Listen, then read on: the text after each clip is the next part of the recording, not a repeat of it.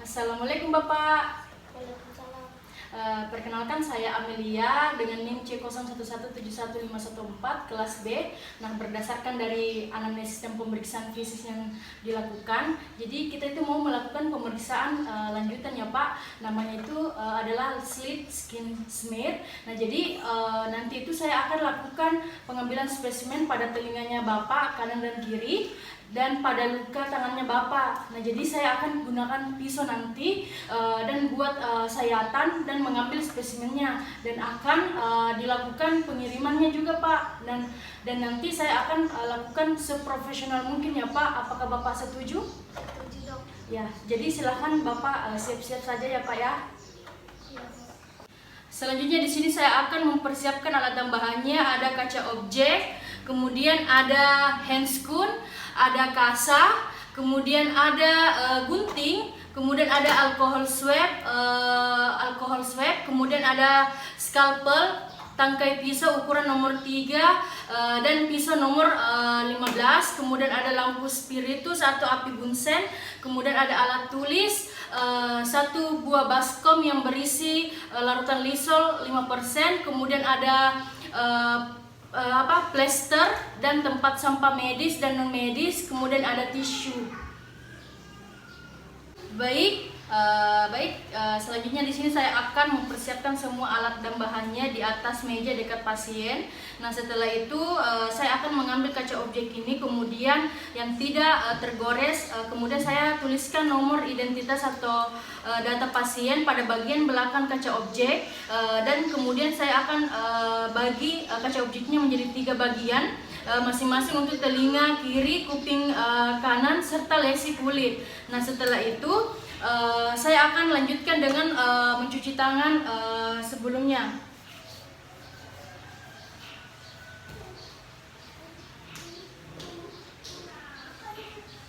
Nah, setelah itu saya akan memakai handscoon.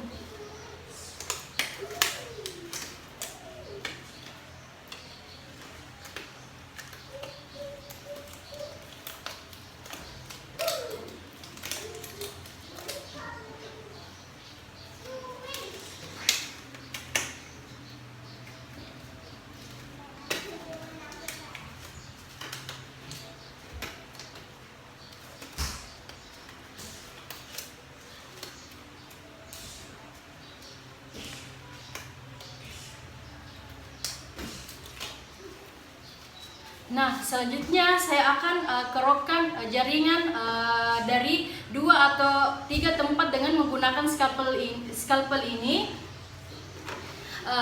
pada kuping telinga kanan dan kiri, kelainan lesi yang aktif, lesi yang meninggi dan berwarna merah. Jika tidak ada lesi kulit yang sesuai, ambil smear dari lokasi yang sebelumnya diketahui saat aktif atau positif. Nah, kulit muka sebaiknya itu dihindarkan karena alasan dari kosmetik, kecuali tidak ditemukan kelainan kulit di tempat lain, kemudian diperiksakan ulang, dilakukan di tempat kelainan kulit yang sama, dan bila perlu ditambahi dengan lesi kulit yang baru timbul.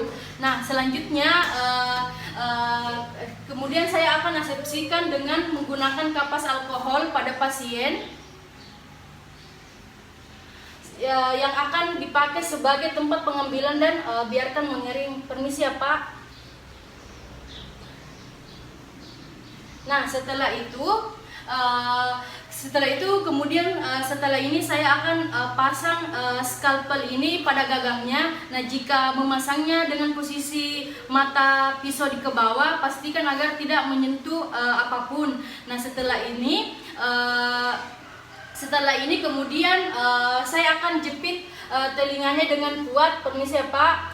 Di antara jari kedua dan jari tangan kiri, sehingga permukaan kulit itu menjadi pucat. Kemudian sayatan scalpel ini sepanjang 5 mm dengan kedalaman 2 mm di atas dermis. Nah, kulit pun tetap dijepit agar tidak ada darah yang keluar. Nah, kalau ada darah, kita akan bersihkan dengan menggunakan kapas alkohol. Nah, setelah itu kemudian setelah ini saya akan setelah ini saya akan buat sediaan apus dengan meneteskan bahan pemeriksaan yang merata pada permukaan kaca objek ini. Kaca objek ini sesuai dengan pembagian kaca objek yang telah saya tentukan berbentuk lingkaran dengan diameter 8 mm. Nah, kemudian langkah tersebut ini dilakukan pada dua lokasi lainnya, pada telinga sebelah kiri dan lengan pasien. Nah, namun sebelumnya kemudian hapus pada mata pisau ini dengan menggunakan kapas alkohol atau alkohol swab. Kemudian saya akan lewatkan di atas api bunsen. Tapi jangan sampai bersentuhan dengan apusannya.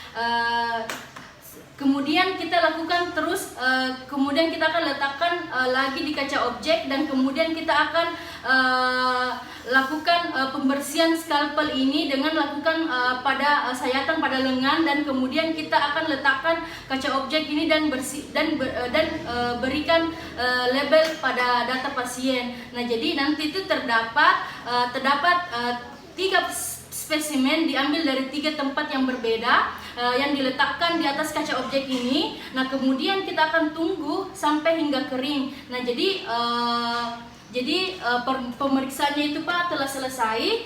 Terima kasih ya Pak. Dan setelah itu kita akan melepaskan bisturi atau pisau skalpelnya ini pada gagangnya. Kemudian kita akan buang ke tempat sampah yang benda tajam. Nah, kemudian disimpan di larutan lisol. Nah, setelah itu kemudian saya akan fiksasi pada apusan darah di atas api bunsen selama 3 kali. Nah, tapi jangan sampai panas. Nah, kemudian saya akan melepas handscoon, kemudian membuang di tempat sampah. Nah, setelah itu saya akan mencuci tangan kembali.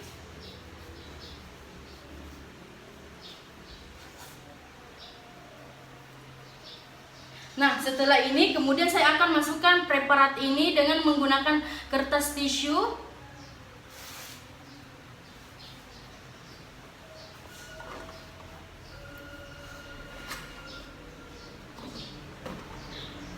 Dan kemudian saya akan masukkan ke dalam amplop. Nah, dan kemudian saya akan menulis surat pengantar ke laboratorium.